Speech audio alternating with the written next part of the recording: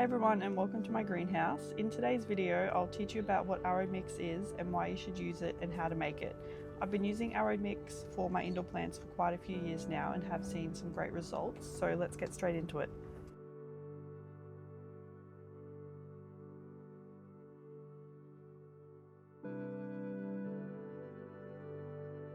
An Aroid Mix is a specialised soil blend designed to meet the needs of aroids, a family of plants that includes popular indoor varieties like monsteras, philodendron, alocasias, and anthuriums. These plant varieties typically grow on trees or in loose organic material in their natural habitat. A well-made Aroid Mix mimics these conditions, offering excellent drainage, aeration, and nutrient retention.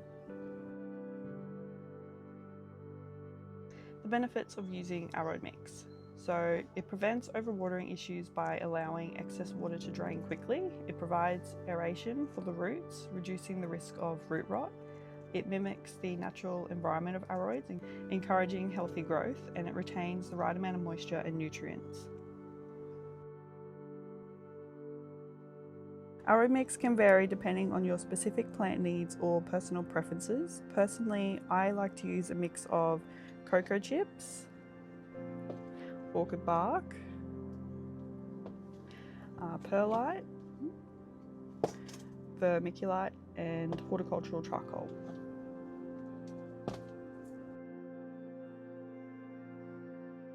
Coco chips are small chunks of coconut husk and are an excellent addition to Aroid Mix because they provide a range of benefits that mimic the natural growing conditions of indoor plants. Coco chips create gaps in the soil, allowing excess water to flow freely. This reduces the risk of waterlogging, which is critical for aroids prone to root rot.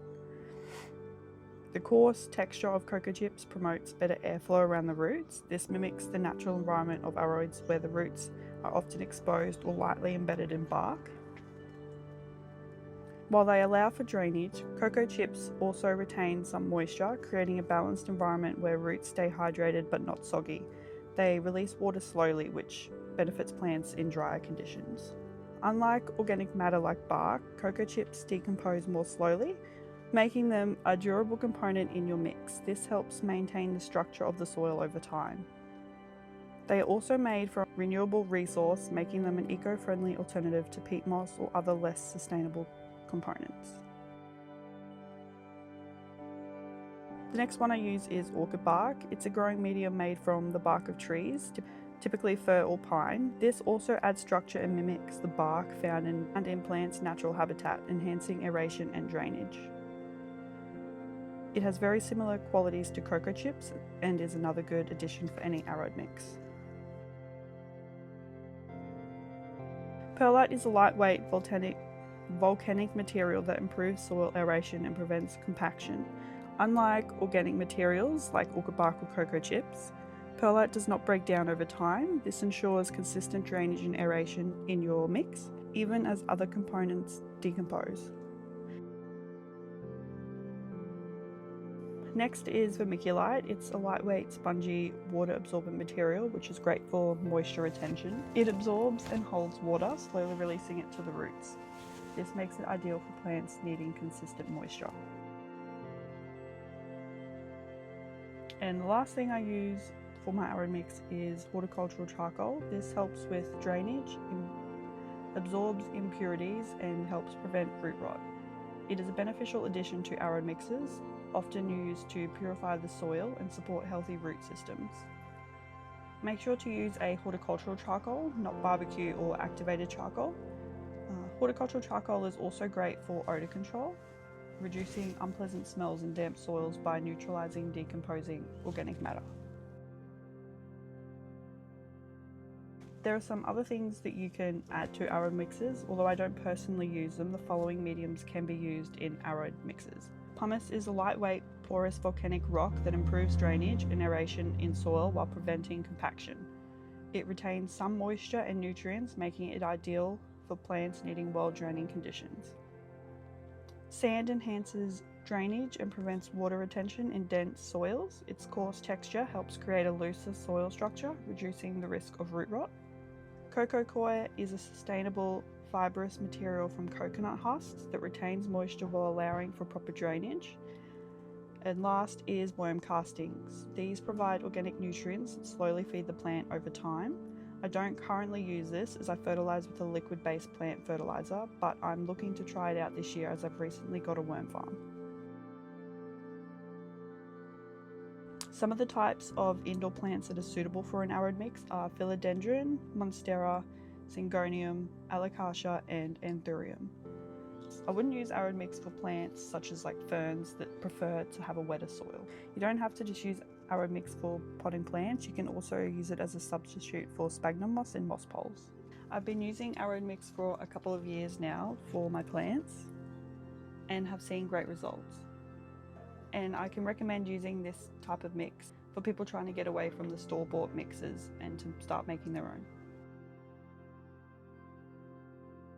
Okay, now I'm going to show you how I like to make my arid mix. I like to use a decent sized container.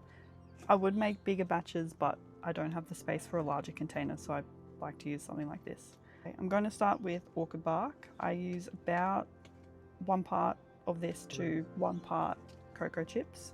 Next, I'm going to add the horticultural charcoal. I do maybe just a bit less than 1 part.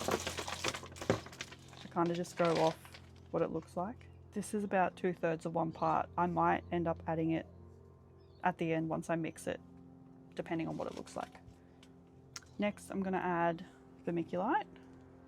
I'm not going to add all of this. I'm just going to do this off looks as well. I'm going to start off with that much, about 1/3 of this container to start off with. And then I'm going to do the same with perlite. I would prefer to use the more coarse perlite, but I bought such a large bag of this one that I'm just using it up before I buy the bigger size. Now I'm going to give it a mix.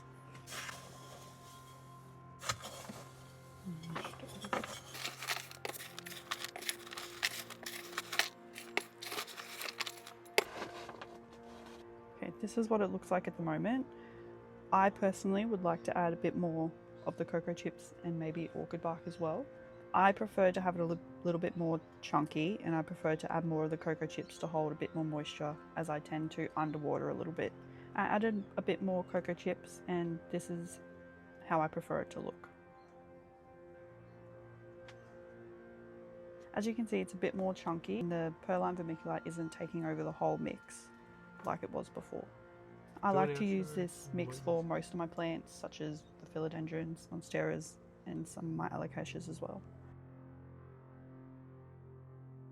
I'll quickly show you some of the plants that I'm using this mix for. This is one of my alocasias and this is one of my philodendrons, and they're both growing really well and growing heaps of roots.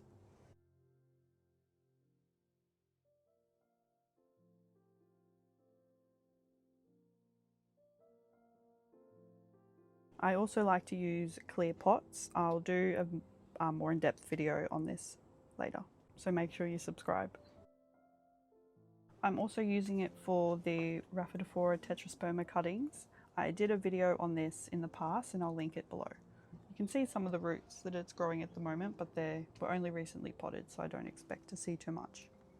Thank you for watching. Don't forget to like and subscribe, and I'll see you in the next one.